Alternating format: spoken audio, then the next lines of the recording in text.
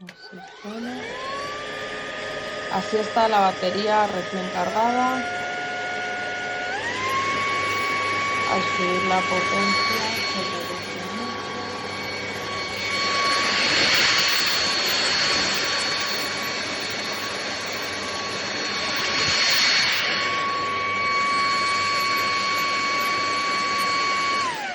Suena bastante poco. Esto es lo que comentaba del gatillo, que es muy fácil darle sin querer.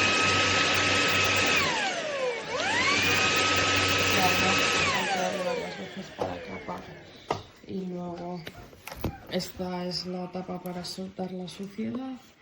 Y aquí tiene un botón para soltar todo el depósito. Además este es para bajar el cepillo y aspirar por separado. Y aquí solo tocando este botón ya se pone solo. Las alfombras pues de pelo largo le cuesta bastante y las de pelo corto como aquella sí que las aspira muy bien.